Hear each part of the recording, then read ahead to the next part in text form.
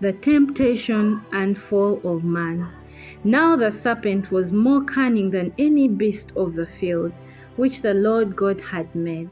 And he said to the woman, Has God indeed said, You shall not eat of every tree of the garden? And the woman said to the serpent, We may eat the fruit of the trees of the garden, but of the fruit of the tree which is in the midst of the garden, God has said, You shall not eat it, nor shall you touch it, lest you die. Then the serpent said to the woman, You will not surely die, for God knows that in the day you eat of it, your eyes will be opened, and you will be like God, knowing good and evil. So when the woman saw that the tree was good for food, that it was pleasant to the eyes, and a tree desirable to make one wise, she took of its fruit and ate.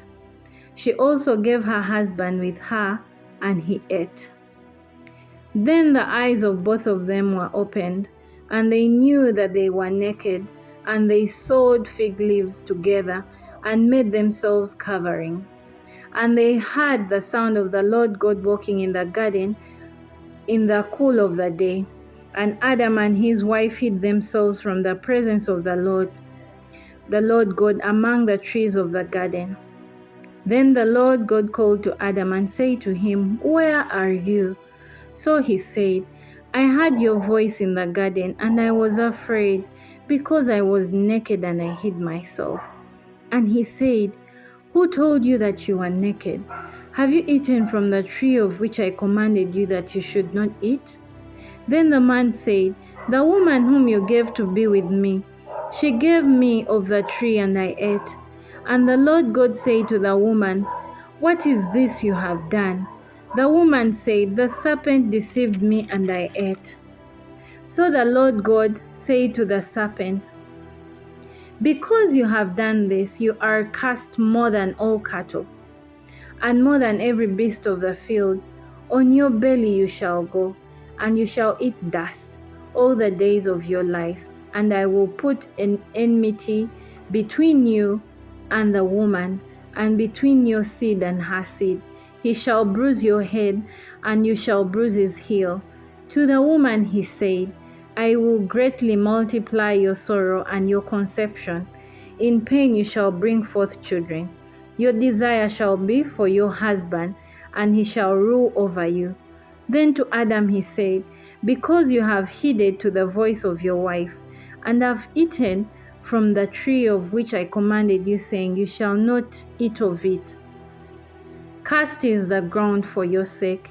In toil you shall eat of it all the days of your life. But thorns and thistles it shall bring forth for you.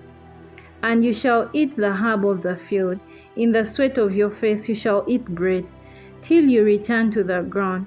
For out of it you were taken, for dust you are, and to dust you shall return. And Adam called his wife's name Eve, because she was the mother of all living. Also for Adam and his wife, the Lord God made tunics of skin and clothed them. Then the Lord God said, Behold, the man has become like one of us, to know good and evil. And now lest he put out his hand, and take also of the tree of life, and eat, and live forever. Therefore the Lord God sent him out of the Garden of Eden, to till the ground from which he was taken.